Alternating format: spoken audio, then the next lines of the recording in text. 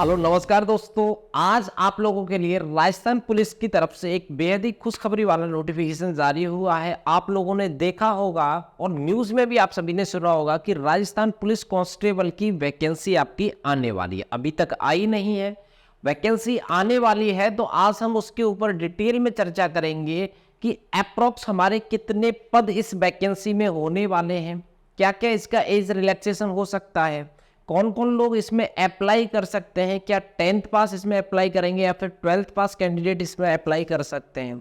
अगर उसके बाद में हम लोग बात करें क्या इसका सैलरी पैकेज रहता है, क्या इसका एग्जाम पैटर्न रहेगा, क्या पुलिस कांस्टेबल का जो है आपका सिलेबस रहेगा, कितना आपका फिजिकल होना चाहिए। बहुत सारे स्टूडेंट ऐसे हैं जिनको वो बोलते हैं सर हमारी 165 सेंटीमीटर हाइट है, हमने दिल्ली पुलिस का एग्जाम दिया था वहां पर हमारी बैठ गई, क्या हम राजस्थान पुलिस का एग्जाम भी दे सकते हैं। और कुछ स्टूडेंट तो स्पेशली ऐसे हैं कि सर हम हर बार यही एक ही क्वेश्चंस रिपीट करते हैं कि हम अदर स्टेट से हैं, हम यूपी के रहने वाले हैं, तो क्या राजस्थान पुलिस का हम फॉर्म भर सकते हैं। हाँ, ये आप सभी के लिए वैकेंसी है। आप चाहे भारत के किसी भी राज्य से हो, आप इस वैकेंसी में अप्लाई कर सकते हैं। बशर्ते एक कंडीशन होती है कि आपको जनरल में काउंट किया जाता है, ठीक है। तो आप अगर अदर स्टेट से फॉर्म भरना चाहते हैं, अलाउ है, आप फॉर्म भर सकते हैं, कोई दिक्कत नहीं। लेकिन आपको जो काउंट किया जाएगा वो जनरल में काउंट किया जाएगा। जैसा कि आप देख रहे हैं ये न्यूज का कटिंग है जिसमें आपको पुलिस मुख्यालय से बड़ी खबर, 1 जून 2023 के आधार पर कांस्टेबल के रिक्त पदों की मांगी सूचना, ठीक है। पुलिस उपायुक्त मुख्यालय जयपुर और जोधपुर समेत एसपी और जीआरपी, ठीक है, अजमेर जोधपुर को लिखा पत्र। यानी कि ये जो है आपकी वैकेंसी डी पोर्टल पर अभी अपडेट होंगी कुछ दिनों के बाद, ठीक है। अभी अपडेट नहीं हुई है लेकिन कुछ दिनों में आपको पता चल जाएगा कि कितने पोस्टों के लिए हमारी जो वैकेंसी होने वाली है वो होने वाली। कुछ सूत्रों से अगर बात करें तो अप्रोक्स 7,000 के आसपास आपकी जो वैकेंसी है ये राजस्थान पुलिस की होने वाली है, ठीक है। अब हम लोग बात करते हैं कि कौन कौन लोग इसमें अप्लाई कर सकते हैं, क्या इसका एग्जाम पैटर्न रहने वाला है, क्या हमारा जो एग्जाम है वो ऑनलाइन होगा या ऑफलाइन होगा, और होगा तो उसमें नेगेटिव मार्किंग रहेगी या नहीं रहेगी। सबसे पहले अगर हम बात करें तो सबसे पहले हम चर्चा करते हैं अपने एग्जाम पैटर्न की। इसमें आपके जो हैं वो 4 सेगमेंट हैं, जिसमें सबसे पहले अगर हम बात करें रीजनिंग एंड कंप्यूटर, ठीक है, यहां से आपके 60 क्वेश्चंस पूछे जाएंगे और जो कि आपके होंगे 60 मार्क्स के। क्या है सर, 60 क्वेश्चंस पूछे जाएंगे, 60 मार्क्स के रहने वाले, ठीक है। आगे अगर हम बात करें, ये हमारा जनरल नॉलेज वाला पार्ट है जिसमें साइंस भी इंक्लूडेड है, ठीक है, और सारा करंट अफेयर वाला पोर्शन भी इंक्लूडेड है। तो गुरुजी इसमें जो फोकस किया जाएगा हमारा जीएस प्लस जीके कंप्लीट आएगा, प्लस में साइंस का पोर्शन भी आएगा एंड करंट अफेयर वाला पोर्शन भी हमसे पूछा जाएगा, ठीक है। आगे अगर हम बात करें, ये हमारा वुमेन एंड चाइल्ड एक्ट वाला पोर्शन है जो हमारा महिला और बच्चों के अधिनियमों से, ठीक है, उनमें होने वाले शोषण या अपराधों से क्वेश्चंस पूछे जाते हैं। इससे आपके 10 क्वेश्चंस रहेंगे जो कि आपके रहने वाले हैं 10 मार्क्स के, ठीक है। उसके बाद में अगर हम बात करें, ये इंपॉर्टेंट पोर्शन है, इसको आपको अलग से पढ़ना होगा, राजस्थान जनरल नॉलेज, ठीक है। ये आपकी बहुत ही महत्वपूर्ण होने वाली है। 45 क्वेश्चंस रहेंगे जो कि रहेंगे आपके 45 मार्क्स के। अगर मैं बात करूं रीजनिंग वाले पोर्शन की, रीजनिंग ऑलरेडी यूपी के बच्चों की तैयार है।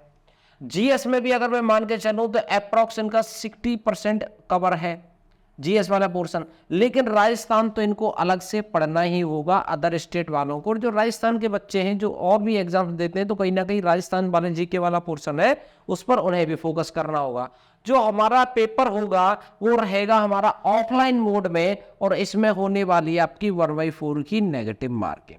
यानी कि अगर आपने 4 क्वेश्चंस गलत कर दिए तो आपका एक सही क्वेश्चंस काट लिया जाएगा, ठीक है।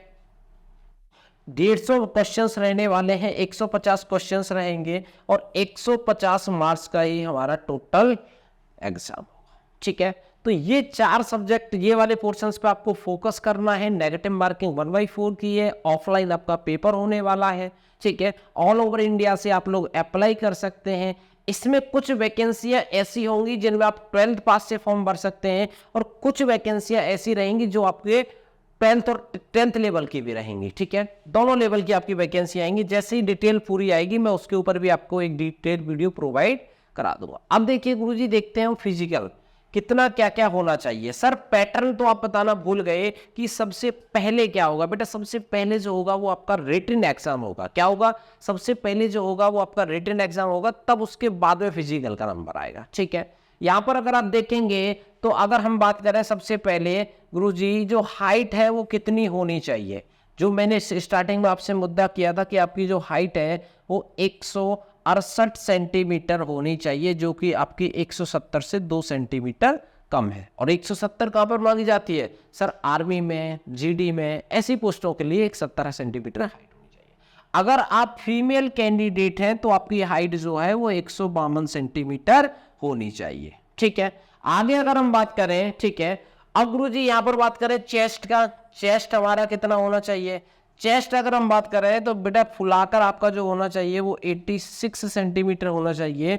और नॉर्मली अगर हम बात करें तो गुरुजी हमारा जो होना चाहिए वो 81 सेंटीमीटर होना चाहिए। ठीक है, अब इसके बाद में अगर हम देखते हैं, अगर आप आदिवासी या फिर अनुसूचित क्षेत्र से हैं, ठीक है, अगर आप आदिवासी वाले क्षेत्र से आते हैं तो आपकी हाइट 168 सेंटीमीटर ना होके 160 सेंटीमीटर होगी तो भी चलेगा।